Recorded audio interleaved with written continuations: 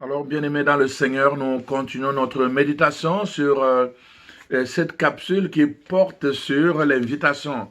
Tu es invité par le roi, tu es invité à la table du roi. C'est le thème de cette capsule. Alors donc, je commençais par expliquer pourquoi Dieu nous invite à sa table. Et puis, vraiment, j'ai montré avec quelques exemples l'importance de répondre à cette invitation. Je vais prendre maintenant deux textes parallèles. Je vais les lire d'abord et ensuite je vais commenter de façon parallèle pour que nous puissions vraiment comprendre la clé de cette invitation. Alors, voici, dans la première, le premier texte, donc, c'est Jésus qui raconte pour parler du royaume de Dieu. Il parle du royaume de Dieu comme en termes d'invitation. Alors, voici ce qui est dit dans l'évangile de Matthieu, le chapitre 22. Je vais commencer par le premier verset. Jésus, prenant la parole, leur parla de nouveau en parabole et leur dit, le royaume des cieux est semblable à un roi qui fit des noces pour son fils. Il envoya ses serviteurs appeler ceux qui étaient invités pour venir.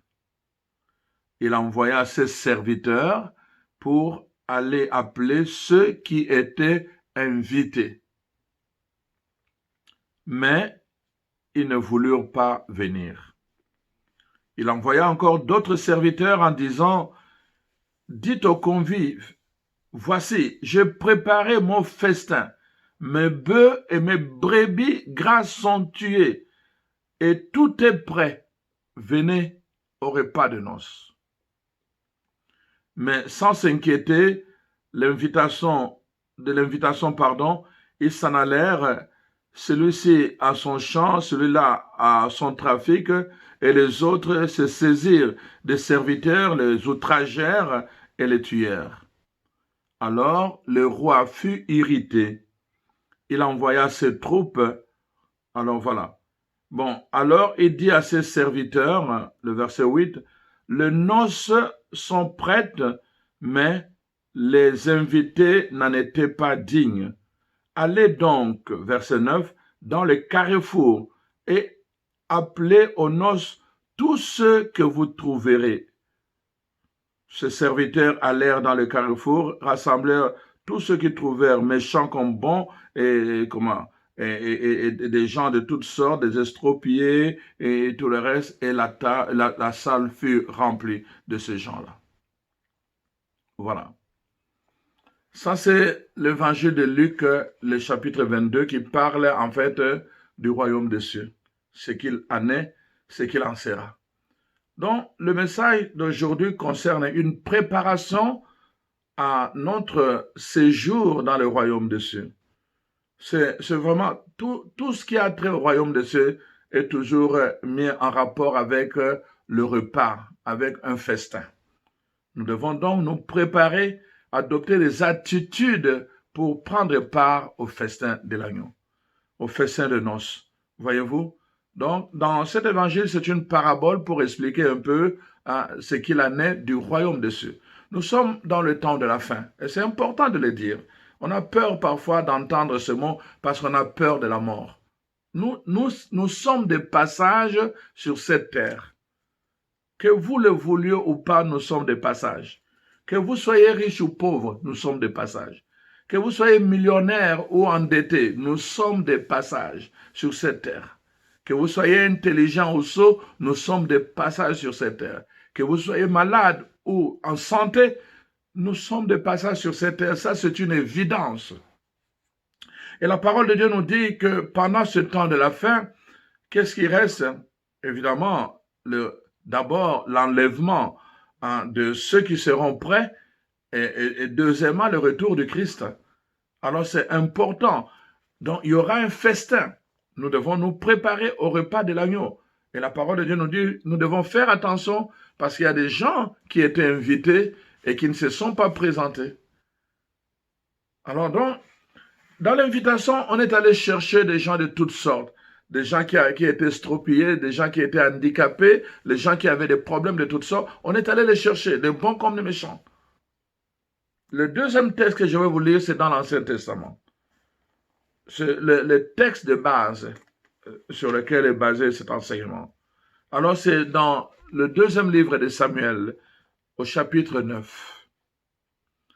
David, après donc la mort du roi Saül, après la mort de Jonathan, qui était l'ami de David, qui était le fils du roi Saül, donc nous savons que quand David était en train de fuir le roi, il allait se cacher dans le rocher. Pendant ce temps-là, les Philistins sont venus, ils ont attaqué et ils ont tué toute la famille royale. Alors, voici, maintenant, David a été cherché, on a été le chercher, il est venu et on l'a reconnu comme roi.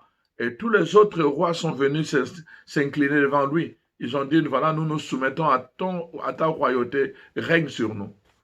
Alors, David est devenu le roi de tout Israël, alors qu'avant, hein, il y avait un roi pour Juda, un roi pour telle partie, 12 enfants à la fois. Mais David est devenu le roi de toutes les parties. Alors, voici maintenant, il demande maintenant à ses conseillers, reste-t-il encore quelqu'un de la maison de Saül pour que je lui fasse du bien à cause de Jonathan, mon ami? Il y avait un serviteur de la maison de Saül nommé Tchiba, que l'on fit venir auprès de David. Le roi David lui dit, es-tu Tchiba?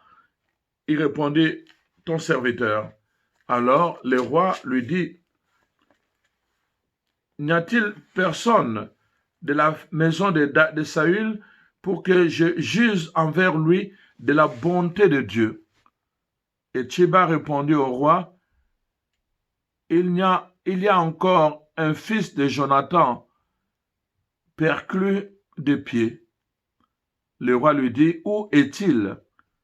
Et Tchiba répondit au roi, il est dans la maison de Makir, fils d'Amiel, à Lodebar. Le roi David l'envoya chercher dans la maison de Makir, fils d'Amiel, à Lodebar. Et voici, le fils de Jonathan s'appelait Mephibosheth.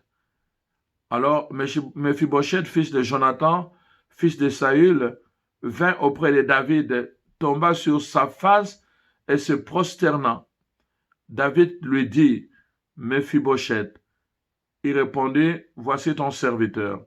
David lui dit, ne crains point, car je veux te faire du bien à cause de Jonathan ton père. Je te rendrai toutes les terres de Saül ton père, et tu mangeras toujours à ma table. Tu mangeras toujours à ma table. Ça, c'est la promesse que Dieu fait à Mephibosheth. Tu mangeras toujours à ma table. Alors, voici, il se prosterna et dit, qui suis-je, moi, ton serviteur, pour que tu regardes un chien mort tel que moi? Le roi appela Tchiba, serviteur de Saül, et lui dit, je donne au fils de ton maître tout ce qui appartenait à Saül et à toute sa maison. Tu cultiveras pour lui les terres, toi, tes fils et tes serviteurs, et tu feras des récoltes afin que le fils de ton maître ait du pain à manger. Et Mephibosheth, fils de ton maître, mangera toujours à ma table. Or, Tchiba avait 15 fils et 20 serviteurs. Alors il dit au roi, ton serviteur fera tout ce que le roi, mon seigneur, ordonne à son serviteur. À partir de ce moment, Mephibosheth mangea à la table de David comme l'un des fils du roi. Mephibosheth avait un jeune fils nommé Mika, et tous ceux qui demeuraient dans la maison de Tchiba étaient serviteurs de Mephibosheth. Mephibosheth habitait à Jérusalem car il mangeait toujours à la table du roi. Il était boiteux de 2 pieds. Remarquez dans un petit récit de 11 versets, cette phrase est revenue 3 fois. Mephibosheth, le roi lui dit, tu mangeras toujours à ma table. Il répond encore, il dit à Tchiba, tu vas travailler pour lui, car il mangera toujours à ma table. Et on conclut en disant, et il est venu à Jérusalem, car il mangeait toujours à la table du roi comme l'un de ses fils. Ces 2 récits que je voulais examiner avec vous en parallèle. D'abord, d'une part, vous voyez, dans le texte du Nouveau Testament, il est question de gens qui n'étaient pas invités au premier plan. C'est-à-dire que l'invitation était à d'autres personnes, et quand ceux-là ont refusé, on les a trouvés indignes, alors on a choisi d'autres personnes. Et ces personnes, on avait choisi sur le plan social, ils étaient indignes. C'était des gens socialement et spirituellement handicapés. Ils étaient socialement handicapés, spirituellement handicapés. Mais voilà, le roi leur fait grâce. C'est un privilège qu'il leur donne. Il ouvre la porte de sa maison pour que ces gens-là viennent prendre place parce que le repas est prêt. Eux peuvent venir manger avec le roi. Le repas est prêt. C'est un privilège qu'on leur fait. Voyez-vous, ils ne méritaient pas ça parce qu'ils étaient socialement, ils étaient déclassés. C'est un privilège qu'on leur fait. Par contre, quand on regarde bien dans le deuxième texte dans l'Ancien Testament, le texte de Samuel, on nous montre ici, Mephibosheth, ce n'est pas quelqu'un qui était socialement négligeable, parce qu'il est du sang royal. N'oublions pas ça. Lui est du sang royal. C'est-à-dire que Saül était roi, Jonathan, son fils, était prince, et lui était le petit-fils. Donc, il était destiné à devenir roi. S'il n'avait pas eu cet accident-là, quand on a marché sur lui et qu'on a tordu ses pieds, donc il aurait pu devenir lui aussi prince. Voyez-vous, il portait le sang royal. Mais son problème n'est pas au niveau de son sang royal. Son handicap se trouve à un autre niveau. Voyez-vous? Dans la première partie, ce sont des gens qui sont handicapés socialement. Socialement, ils n'avaient pas accès. Je suis en train de vous montrer dans le texte de Samuel, socialement, Mephibosheth avait le sang royal, donc il méritait. Mais sur le plan physique, à cause de son handicap physique et à cause justement de tout ce qu'il avait eu, son père a eu comme problème avec David, il a préféré se sauver de peur d'être tué. Voyez-vous? Il s'est éloigné de la maison du roi. Il s'est éloigné. Il portait le sang royal, mais il s'est éloigné du roi. Il portait le sang royal, mais il s'est éloigné du roi. Mon frère, ma soeur, je suis en train de parler à quelqu'un. Tu portes le sang royal, mais tu es loin du roi. Tu portes le sang royal, mais tu es loin de la maison royale. Tu portes le sang royal. La parole de Dieu dit à partir de ton baptême, tu as été régénéré. Quelque chose s'est passé. Quand tu as accepté Jésus-Christ comme ton Seigneur et ton Sauveur, quelque chose s'est passé sur le plan mystique, sur le plan spirituel. Ça dit que ton ADN a été affecté. Ton sang a été affecté. La parole de Dieu dit dans Jean 1,12, à ceux qui l'ont reçu, il leur a donné pouvoir de devenir fils et filles de Dieu. Ceux-là ne sont plus nés de la chair ni du sang, mais ils sont nés de Dieu. Voyez-vous? Ça dit que tu es passé de la chair. La chair te dispose à la lignée familiale. La chair te dispose à la volonté humaine. La volonté humaine te dispose à la culture ambiante. Mais quand tu es né de Dieu, ça dit que tu deviens fils de Dieu, tu deviens héritier, tu deviens prince, princesse, Tu portes le sang royal à cause de ton appartenance à Jésus-Christ. Tu portes le sang royal. On peut devenir roi par le sang, on peut devenir, fils de roi par le sang, mais on peut devenir aussi fils de roi par adoption. Par adoption. Et c'est ça que la parole de Dieu dit. À partir de cette adoption en Jésus-Christ, tu portes en toi le sang. Tu es né de Dieu. Par le baptême, tu es né de Dieu. Tu portes le sang royal. La parole de Dieu dit à la fin, d'ailleurs dans les livres d'Apocalypse, il a fait de nous un peuple de prêtres, de rois et de prophètes. Et à ton baptême, on le dit, reçois, quand on met l'huile sur toi, on dit, voilà, prêtre, prophète et roi. Tu portes le sang royal. Malheureusement, regarde ta vie. Quand tu vois ta vie, tu t'es éloigné du roi. Tu t'es éloigné de la maison royale. Tu as pris même la maison royale la haine. Tu es en opposition, en rébellion avec la maison royale, alors que tu portes le sang royal. Tu vois pourquoi le roi vient te chercher? Parce que tu portes le sang royal. N'y a-t-il personne ici qui porte le sang royal? Le roi vient te chercher parce que tu portes le sang royal. Ce n'est pas par hasard, ce n'est pas parce qu'il n'y a plus, ceux qu'on avait invités n'étaient pas venus. Non, ce n'est pas pour remplacer, tu n'es pas un pneu de rechange. C'est parce que tu portes le sang royal. Dieu s'intéresse à toi. Il s'intéresse à toi parce que tu portes le sang royal. Peut-être que tu ne le sais pas toi-même. Mais de par ton baptême, tu portes le sang royal. Tu peux renier Dieu. Tu peux le renier comme tu veux. Mais il y a quelque chose de plus profond qui te relie à Dieu. Et tu ne pourras jamais couper cette chose-là. Ni ta distance, ni ton renégat, ni ton mépris pour Dieu. Rien ne pourra couper ce lien-là. Tu portes le sang royal. Tu portes le sang divin en toi. Voilà pourquoi Dieu s'intéresse à toi. Tu vois, ce n'est pas une question d'être digne. Dieu s'intéresse à toi, il t'aime parce que tu portes son sang. Ils sont nés de Dieu. Tu es né de Dieu. Mais tu dois en être conscient. Je le dis souvent, un enfant royal, un enfant qu'on prépare au trône, il ne peut pas marcher n'importe comment. Il ne peut pas marcher n'importe comment. Il ne peut pas aller prendre la cigarette n'importe comment dans la rue. Il ne peut pas s'habiller n'importe comment. Il ne peut pas manger n'importe comment.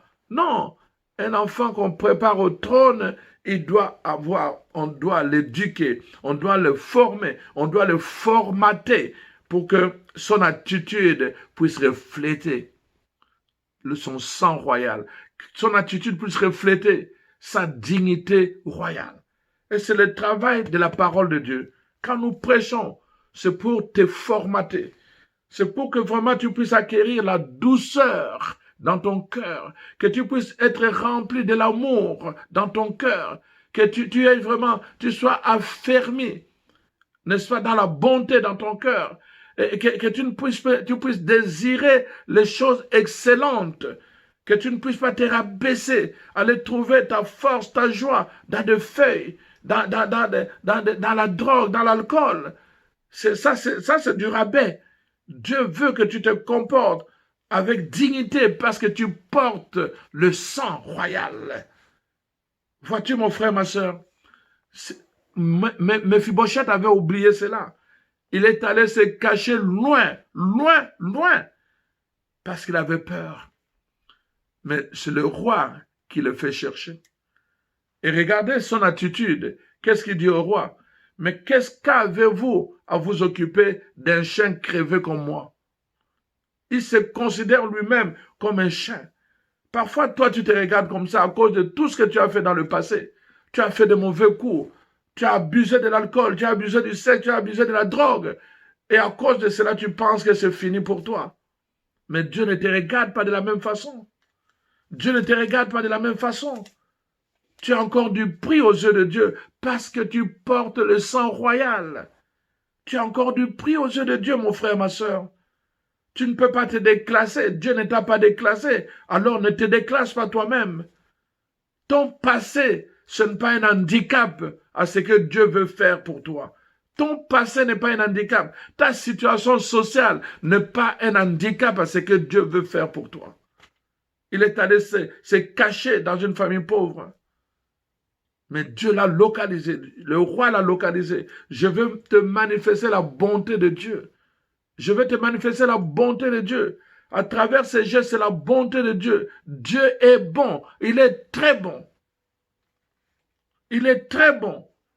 Je veux manifester la bonté de Dieu.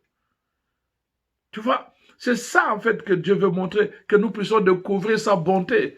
Ce n'est pas parce que nous avons mérité, mais c'est parce que Dieu nous aime. Il nous aime parce que nous portons le sang royal. Alors ne te déclasse pas, mon frère. Tu as du prix aux yeux de Dieu. Il a un plan pour toi. Dans le livre de Jérémie 29, 11, il dit, mes projets pour toi sont des projets de bonheur et de paix, et non pas de projets de malheur. Des projets de bonheur et de paix. Qui ne recherche pas le bonheur? Qui ne veut pas être en paix dans son cœur, en paix avec les gens? Et justement, c'est le projet que Dieu a pour toi, un projet de bonheur et de paix. Et il t'invite, justement. Il a préparé le mets succulent. Il veut que tu viennes à sa table. Remarquez la différence avec les deux textes. Dans le Nouveau Testament, dans le texte que j'ai lu, on est allé chercher des gens qui n'étaient pas prévus. Mais on est allé les chercher avec leur handicap social. Ils sont allés manger. Et rien n'est dit qu'ils sont restés. Rien n'est dit qu'ils sont restés. Par contre, dans ces textes, voyez-vous, la parole de Dieu dit ceci. Il a donné l'ordre pour que, n'est-ce pas, Mephibosheth puisse quitter le village où il était, qu'il vienne s'installer à Jérusalem. Et l'histoire termine comme cela. Mephibosheth vint habiter à Jérusalem, car, voici le lien, car il mangeait toujours à la table du roi. Ce n'était pas juste une affaire d'un festin. Ce n'était pas juste une affaire d'un festin. C'est une affaire de toujours. Une affaire de toujours. Dieu veut vraiment que tu puisses jouir de sa table toujours. Il veut que tu puisses jouir de sa présence toujours. Toujours. Et laisse-moi te dire cette présence, parce que parfois les gens ne comprennent pas. Mais ce Dieu, il est là, mais pourquoi je ne le sens pas? Pourquoi je ne le vois pas? La présence de Dieu n'est pas comme la présence humaine. Dieu est Dieu. Voyez-vous, quand Dieu s'est manifesté à Élie, la première fois, c'était avec un feu dévorant. Élie a prié un feu venu du ciel, bam, et ça a consumé l'Holocauste. Mais la deuxième fois, quand Élie est allé, il fouillait dans les déserts. Il voulait se donner la mort. Et Dieu lui a demandé, mais où vas-tu? Il dit, les chemins longs mange. Et alors, il lui a donné rendez-vous. Mais Élie attendait. Quand il a entendu une tonnerre, il pensait que c'était Dieu. Il est sorti, Dieu n'était pas là. Il a entendu un vent violent, il pensait que c'était Dieu. Il est sorti, Dieu n'était pas là. Il a entendu ceci, il pensait que c'était Dieu. Dieu n'était pas là. Parce qu'il était habitué à penser que Dieu allait venir toujours par des éclairs, par des tonnerres. Et la parole de Dieu dit, Dieu est venu dans une brise légère. Une brise légère qu'on ne voit pas, qu'on sent à peine par sa fraîcheur. La présence de Dieu. Quand je parle de la présence de Dieu, ce n'est pas toujours sensationnel. Il y a des moments vraiment c'est sensationnel. Il y a une amie qui vient de me parler comment il vient de vivre une expérience de l'amour de Dieu en cette semaine extraordinaire pourtant pendant longtemps elle a vécu justement comme Mephibosheth. Elle s'est considérée dans ses blessures à cause de son handicap. Mephibosheth avait des pieds estropiés. À cause de son handicap, il s'était retiré. Et cette amie aussi, à cause de ses blessures, elle a connu beaucoup de problèmes dans sa vie, dans son mariage. Et alors, elle pensait, elle en voulait à Dieu. Elle s'était retirée, elle a pris distance par rapport à Dieu. On a prié pour elle, on a prié, on a prié. Et là, c'est elle-même qui est venue donner la bonne nouvelle. Comment elle a expérimenté l'amour de Dieu. Il dit, c'est difficile à expliquer à tout le monde. C'est difficile, mais il dit, c'est tellement profond. Je me sens bien maintenant. Je me sens bien dans ma peau. Je me sens bien dans... Et elle commence à parler, tu sens la joie dans son cœur à cause de cette présence de l'amour de Dieu qui n'est pas venue de façon fracasante. Elle n'est pas tombée, elle n'a pas... Juste cette présence a changé sa vie. Elle vient de faire une rencontre que nous n'avons pas réussi à faire avec lui, avec toutes les théories que nous avons données. Elle a été disposée en ce moment et elle a accueilli cet amour. Dieu lui-même est venu la visiter. Mon frère, ma soeur, c'est vraiment une bonne nouvelle pour toi. Peut-être tu prends distance à cause de tes handicaps, à cause de ton passé. Il y a un médecin, un psychiatre à Montréal, j'ai lu son livre « Dieu dans ma maison », Nathalie Baudet. Alors, donc, il écrit dans son livre, elle écrit un chapitre à propos de son chat, un chat qu'elle avait adopté, un chat qui était battu et tout le reste. Alors, ce jour-là, le chat avait commis un dégât, je pense qu'il avait renversé quelque chose, et là, il a eu peur parce qu'il était habitué à être battu quand il commettait un dégât. Il est descendu au sous-sol quand il a entendu Madame Baudet arriver. Il est allé au sous-sol, s'est caché vraiment dans un endroit sombre. Et Madame Baudet arrive et commence à appeler les chats. Les chats ne se présentaient pas. Là, il commence à aller chercher, il descend au sous-sol. Et puis finalement, il le trouve dans son coin. Quand il voulait s'approcher, alors les chats commençaient à sortir ses griffes. Il se sentait menacé et dit, sûrement, je vais attaquer moi aussi. Voyez-vous, l'autre venait avec beaucoup d'amour. Il voulait le prendre. Il voulait le prendre pour lui dire, non, c'est pas grave, ça peut arriver. Mais le chat était resté dans sa mémoire avec toutes les souffrances qu'on lui avait infligées dans sa première maison où il était abusé, frappé, tapé. Et alors, il est allé se cacher. Et quand l'amour vient à sa rencontre, lui fait sortir les griffes. C'est ça qui arrive souvent dans les enfants de Dieu. Parfois, l'amour de Dieu vient te solliciter.